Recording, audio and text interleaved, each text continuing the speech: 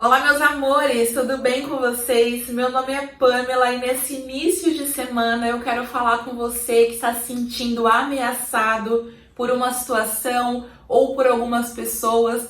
Eu quero te dizer que há esperança e nesse vídeo eu quero compartilhar sobre essa esperança com você.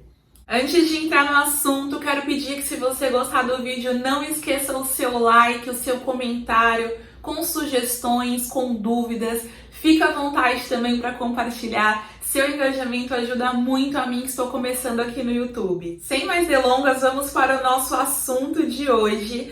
Bom, nas escrituras nós vemos diversos exemplos de livramentos que Deus dá para o seu povo ou para uma pessoa em especial. Mas hoje eu quero dividir com vocês um exemplo que é bem famoso, que provavelmente você já ouviu falar, mas talvez você não tenha ouvido alguns detalhes que eu quero compartilhar com vocês. A história que eu quero usar como base para trazer esse assunto está lá em Êxodo 14 e é a passagem em que o povo de Israel está sendo perseguido pelos egípcios. Eu quero ler primeiro o versículo 14 e diz assim: Moisés dizendo ao povo: O Senhor lutará por vocês, tão somente acalmem-se. Então o povo está em polvorosa, achando que eles vão morrer, desesperados. E Moisés fala isso. Em seguida, Deus diz a Moisés o que eles devem fazer. E lá nos versículos 19 e 20 diz assim: A seguir, o anjo de Deus, que ia à frente dos exércitos de Israel, retirou-se, colocando-se atrás deles. A coluna de nuvem também saiu da frente deles e pôs-se atrás, na verdade, entre os egípcios e os israelitas. A nuvem trouxe trevas para um e luz para o outro, de modo que os egípcios não puderam aproximar-se dos israelitas durante toda a noite. Quando eu vi isso aqui, eu fiquei, uau!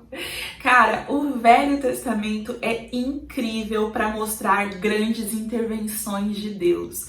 Por isso que eu amo ler o Velho Testamento. Nessa situação, nós podemos perceber duas coisas muito interessantes. Primeiro, que Deus dá instrução ao povo do que fazer. Deus diz a Moisés que o povo deve marchar e também diz que lhes dará livramento atravessando o mar em terra seca. Atravessando o mar, quase não sai. E após isso, o que acontece é um reposicionamento do anjo e da nuvem. Os dois estavam à frente do povo.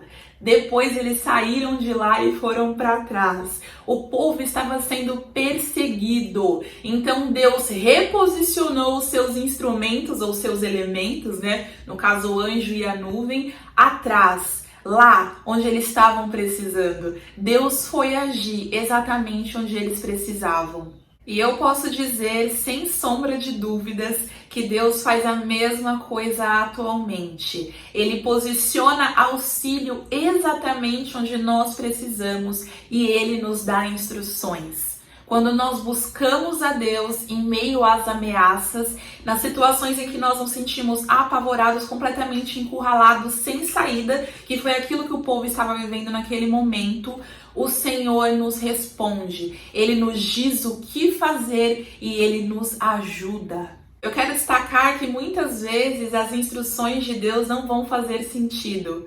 Afinal de contas, nessa situação, Deus disse para Moisés erguer a vara e estender a mão sobre o mar.